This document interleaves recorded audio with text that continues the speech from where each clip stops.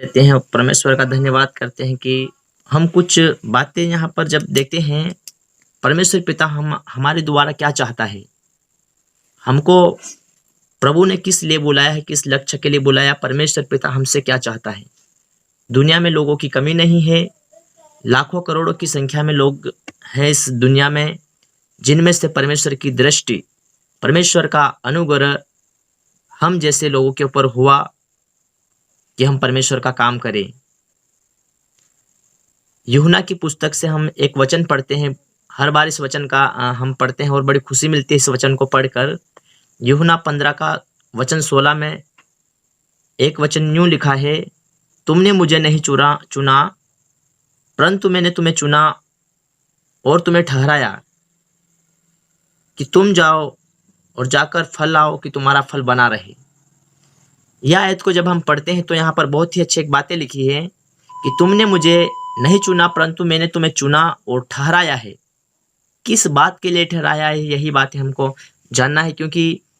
परमेश्वर ने अगर हमको चुना है तो किसी ना किसी काम के लिए चुना है और किसी ना किसी काम के लिए ठहराया है, जो हमको जानना बहुत ही जरूरी है, क्योंकि पिता की इच्छा को पूरा करना ही हमारा एक कर्तव्य बनता है। परमेश्वर ने हमको ठहराया है वास्तविक में, जैसे पौलुस प्रेरित अपनी गवाही में इस प्रकार की एक बातें बोलता है। पहला तीमुथियुस की पत्री अध्याय 1 का वचन 12 में इस प्रकार से लिखा है, और मैं अपने प्रभु मसीह यीशु का, जिसने मुझे सामर्थ्य दी है, धन्यवाद करता हूं कि उसने मुझे विश्वास योग्य समझकर अपनी सेवा के लिए ठहराया है। प्रभु यीशु ने हमको ठहराया है, और एक बात यहाँ पर एक सीखने की मिलती है कि वास्तविक में हमारे अंदर ऐसा परमेश्वर ने क्या अच्छाई पाई थी, क्या कुछ देखा था जो कि विश्वास योग्य समझकर, पौलुस कहता है कि मुझे विश्वास योग्य समझकर उसने अपनी सेवा के लिए ठहराया है। प्रभु यीशु को, परमेश्वर पिता को हमारे ऊपर भरोसा है, और किस किस काम के लिए हमको ठहराया ये बात हम जानते हैं। परमेश्वर पिता चाहता है कि कोई भी मनुष्य नाश न हो, हर एक मनुष्य सत्य को भली भांति जानकर उद्धार को प्राप्त करे। परमेश्वर पिता की इच्छा यही है कि हर एक इस दुनिया के कोने कोने से लगाकर इस पृथ्वी के ऊपर जितने मनुष्य रहते हैं, हर एक मनुष्य के विषय में परमेश्वर पिता का भी गलत नहीं सोचते हैं, और वो यही चाहते हैं कि हर एक मनुष्य इस धरती के ऊपर जितने जीवित प्राणी हैं, वो हर एक सत्य को भली भांति जाने और उद्धार को प्राप्त करे। यही परमेश्वर पिता की इच्छा है, और वो इच्छा उनकी कैसे पूरी होगी, इसीलिए उसने हमको ठहराया है। अब इस सत्य को लोग भली भांति कैसे जानेंगे? परमेश्वर ने उस कार्य के लिए हमको नियुक्त किया है कि हम जाएं, और प्रभु का वचन कहता है कि तुम जाओ और फल लाओ कि तुम्हारा फल बना रहे। हमको परमेश्वर पिता ने बुलाया है कि हमको जो भी मिले उन लोगों को परमेश्वर के वचन के अनुसार उनको जो भी हम शिक्षा दे सकते हैं, उनकी भलाई कर सकते हैं, परमेश्वर का वचन उनके साथ में बांटना चाहिए। पिता की यही इच्छा है कि मनुष्य सत्य को जाने, और वो सत्य को कैसे जानेंगे, इसलिए पिता ने हमको नियुक्त किया है। तो इस दुनिया में हम एक काम देखते हैं जो सबसे बड़ा काम है, जो कि इस काम को छोड़कर कोई दूसरा काम इस दुनिया में रखा नहीं है। सबसे बड़ा अगर कोई काम इस दुनिया में, इस धरती के ऊपर है, तो वह सबसे बड़ा काम आत्माओं को बचाना है। आत्माओं को जितना है, ना ही कि इस दुनिया में अपना बड़ा नाम कमाना, ना ही कि इस दुनिया में एक अच्छी बड़ी जॉब करना, ना ही कि अच्छी एक बड़ी ऊंची पोस्टिंग के जाना, ना ही कि इस संसार में धन दौलत पैसे कमाना। परमेश्वर का वचन के अनुसार अगर हम देखें तो जैसे परमेश्वर के दास ने अभी कुछ देर के बाद अभी बोला था कि सब कुछ व्यर्थ ही व्यर्थ, सब कुछ व्यर्थ है।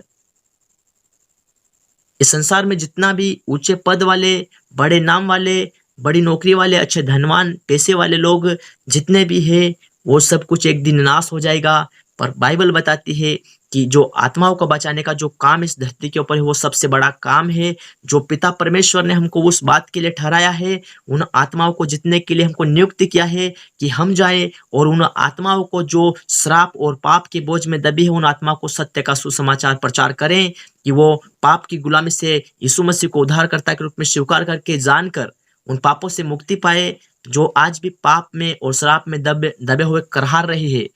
बहुत सारे ऐसे लोग हैं जो यीशु मसीह को अभी नहीं जान पाए हैं, और यीशु मसीह को न जानने के कारण वो एक पाप, भारी बोझ और श्राप में दबे हुए कराहर रहे हैं इस दुनिया में। हालेलुया। तो हम यहाँ पर एक बात देखते हैं कि आत्मा इस संसार में बहुत सारी है जो आज परमेश्वर को भी जान नहीं पाई है, आज इस सच्चाई को नहीं जान पाई है कि यीशु मसीह कौन है।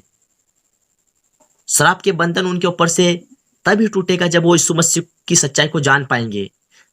पाप के बंधन, श्राप के बंधन जो मनुष्य के ऊपर बना हुआ है,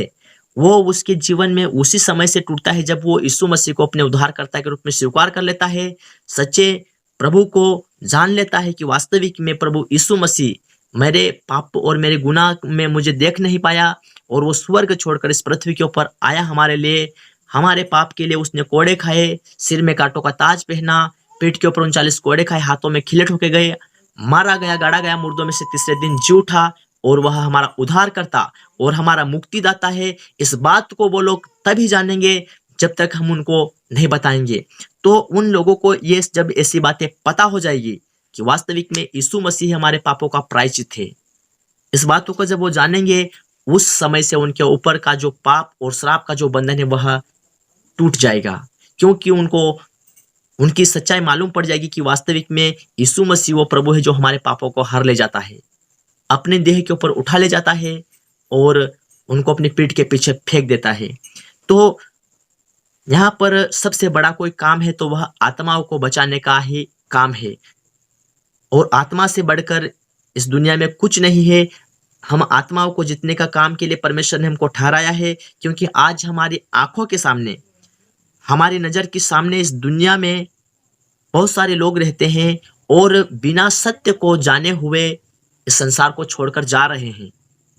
बिना सत्य को जाने पहचाने ही वो उनकी मौत होती है, वो नाश हो जाते हैं। आज देखें तो नाश होने का कई रास्ते हैं। नाश होने के रास्ते अगर हम देखें तो बहुत सारे लोग आज दुनिया में बुरा बुरा नशा करके, बहुत सारे लोग आत्महत्या करके, खुद को सुसाइड करके, कहीं एक्सीडेंट में, दुर्घटना में, कहीं हत्या हो जाती है किसी की, किसी न किसी प्रकार की इंसान की मौत हो रही है। दिन प्रतिदिन किसी न किसी प्रकार का केस हमको सुनने में आता है, और बहुत सारे ऐसे लोग हैं जो सच्चाई को नहीं जाने पर वो इस दुनिया को छोड़कर चले गए। मेरे प्रभु के प्रिय दासों और दासियां जो भी इसमें जुड़े हैं, हम एक ही बात को सब मिलकर जानना चाहते हैं कि दुख हमको उस बात का होना चाहिए कि वास्तविक में जो इंसान सच्चाई को नहीं जान पाया और वो इस दुनिया को छोड़कर अगर चला जाएगा और चला गया है तो उस व्यक्ति का क्या हाल हो रहा होगा, इस बात को हमको जानना चाहिए। क्योंकि मरने के बाद न्याय का होना अवश्य है, और हम देखते हैं कि बाइबल साफ तौर पे बताती है कि नरक एक ऐसी पीड़ाओं का जगह है, एक ऐसा भयानक स्थान है जहां पर अगर आत्मा एक बार चली गई तो वहां पर से दोबारा मुक्ति का कोई मार्ग है ही नहीं। नरक में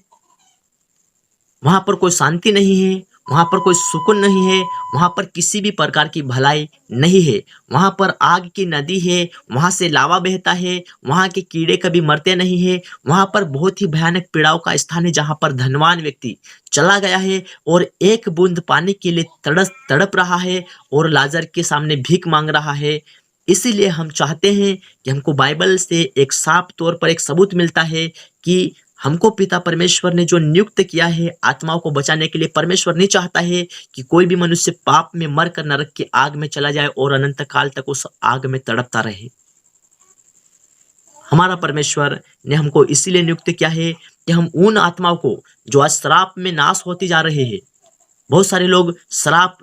दारू पी पी कर जिन्होंने अपने जीवन को बर्बाद कर दिया है, आज उनके जीवन में परमेश्वर का वचन ना होने के कारण वो दुनिया से नाश होकर चले जाते हैं। आज दुनिया में हम देख रहे हैं सच्चाई को ना पहचानने के कारण ही लोग नाश होते हैं। हमारा काम है, परमेश्वर ने हमको इस बात के लिए ठहराया है कि हम कैसे भी करके उन लोगों के लिए प्रार्थना करें। प्रार्थना में बहुत बड़ी ताकत है, बहुत बड़ी सामर्थ्य है। परमेश्वर ने हमको एक अभिषेक दिया है और वचन में लिखा है कि धर्मी जन की प्रार्थना से होते हैं काम अनेक। जब हम प्रार्थना करते हैं तो परमेश्वर पिता हमारी प्रार्थना का जवाब हमको देता है।